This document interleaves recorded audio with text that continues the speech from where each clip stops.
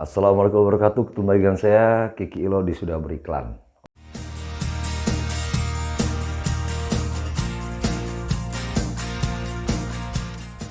Persoalan ya, masalah ya. Masalah sering kita jumpai loh dengan orang-orang di sekitar kita. Dengan keluarga, dengan teman bisnis, dengan teman kerja, dengan istri kita. Dan dengan siapapun juga bisa. Karena semua makhluk diberikan oleh Tuhan sifat dan rasa benci. Rasa benci bukan diberikan Tuhan ya, sorry ya. Rasa benci itu berasal dari setan. Tuh. Langkah pertama, cara saya untuk misalkan saya sedang berbenturan dengan orang, dalam lingkungan mana saja ya, dengan tangga, dengan siapa. Satu yang harus kita pikirkan kawan-kawan. Kita jangan memikirkan sifat orang tersebut. Sifatnya. Jadi yang kita benci di sini jangan personal. Jadi yang kita pikirkan di sini jangan personal. Benci. Kita harus hindari dulu kata-kata itu. Karena benci itu adalah bisikan setan. Ketika kita membenci seorang, itu sebenarnya setan yang sedang mempengaruhi kita. Nah, bagaimana cara menghindarinya? Ya cukup satu aja kalau saya pribadi. Watak atau sifat tadi, itu adalah ciptaan Tuhan. Udah selesai. Pembahasannya selesai. Ketika kita bicara soal Tuhan, ini ke arah religi ya, sedikit saya arahkan ke religi. Itu setan akan mentok. Dia akan mati langkah. Dia akan campah. Dia tidak akan bisa melakukan bisikan lagi kepada kita. Karena itu sudah ingat sama Tuhan. Artinya gini kawan-kawan. Watak itu kan ciptaan Tuhan. Seekor serigala, sampai dia mati pun tetap serigala. Seorang yang kita pikirkan, kita tidak suka sama dia, tapi kita mikirkan sifatnya kayak gini, itu gak ada habisnya. Karena itu ciptaan Tuhan, itu bawaan lahir, itu anugerah Tuhan. Dan ketika kita menyalahkan itu, sama aja kita menyalahkan Tuhan. Itu gak bisa kita selesaikan dengan alam pikiran kita. Nah di saat kita berpikir seperti itulah, setan tadi mempengaruhi kita. Iya dia itu gini-gini. Kita terus mendalam memikirkannya, akhirnya jadi penyakit bagi kita sendiri.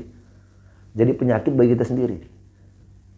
Kita merenung, karena itu gak ada solusinya. Karena yang kita pikirkan itu adalah ciptaan Tuhan, anugerah dari Tuhan.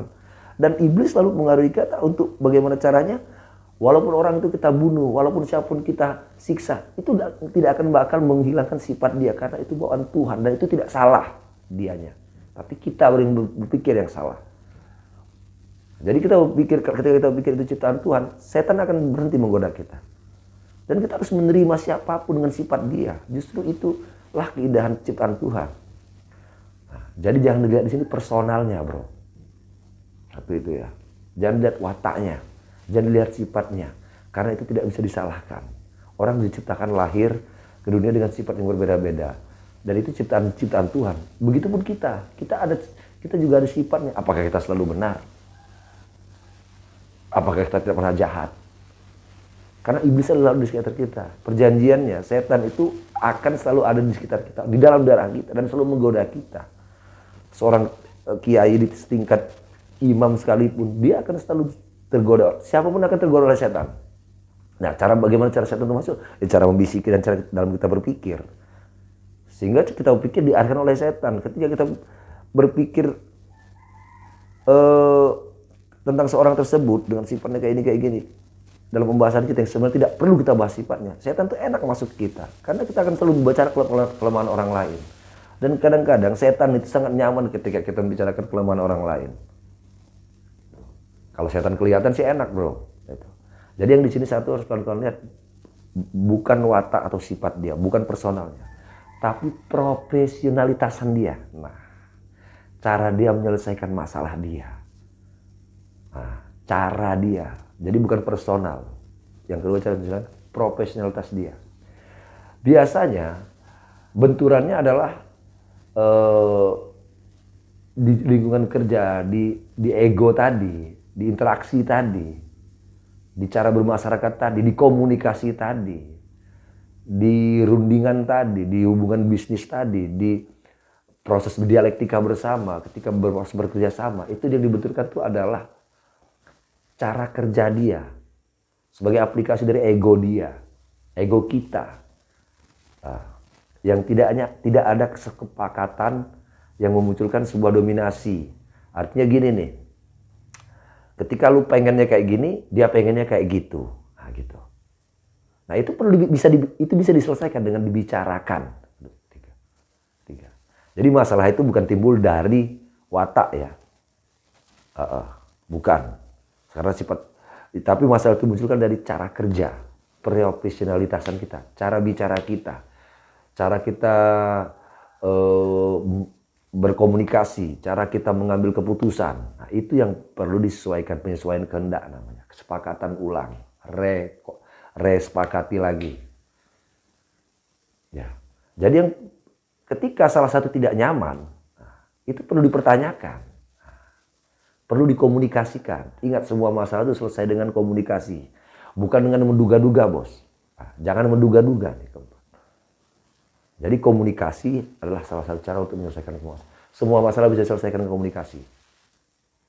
Ketahuan kalau kita sudah berkomunikasi dengan tatap mata, mimik wajah, alasan, latar belakangnya seperti apa. Dan kita bisa saling bertanya. Nah, ketika satu ya, dalam komunikasi cara menyelesaikan masalah tadi, ketika salah satu emosi, ingatkan, kalau sudah emosi itu sudah bisikan setan.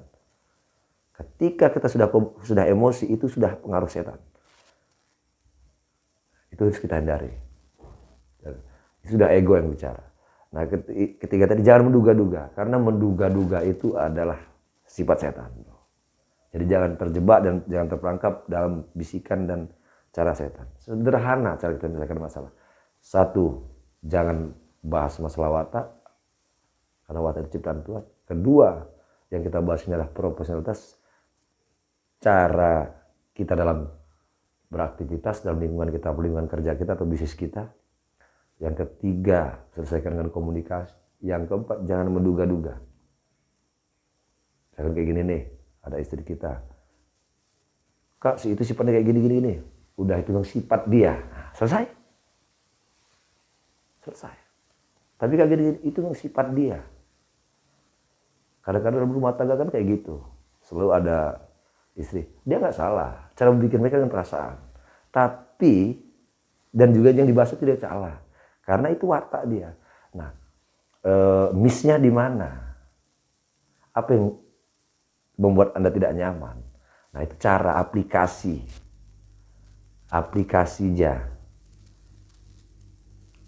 Tindakannya itu seperti apa? Nah, itu yang harus dikomunikasikan, diselesaikan. Ketika tindakan dia tersebut merasa tidak nyaman, Anda perlu mempertanyakan itu. Nah, itu. Jadi bukan sifat ya. Serigala itu walaupun dia mau mati, sampai dia tua, sifatnya tetap serigala. Anda tidak bisa merubah dia menjadi elang. Anda tidak bisa merubah dia menjadi sifat kucing, nggak bisa.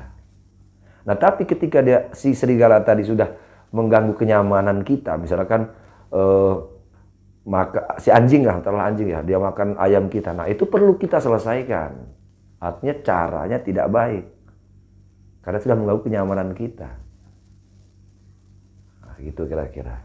Jadi sebenarnya cara menyelesaikan masalah itu tinggal kita mau bersabar, kita mau mendengarkan, memperhatikan, melihat oh seperti ini tindakannya.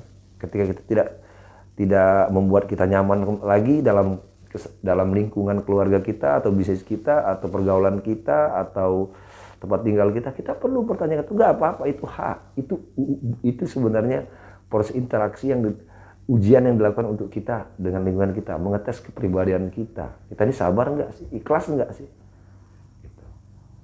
Nah, kita ini bisa terbujuk lagi oleh setan nggak sih? Jadi ketika kita menyelesaikan masa komunikasi kita dengan rasa benci, emosi, itu sudah pengaruh setan, bukan pengaruh logika experience kita lagi, itu kawan-kawan.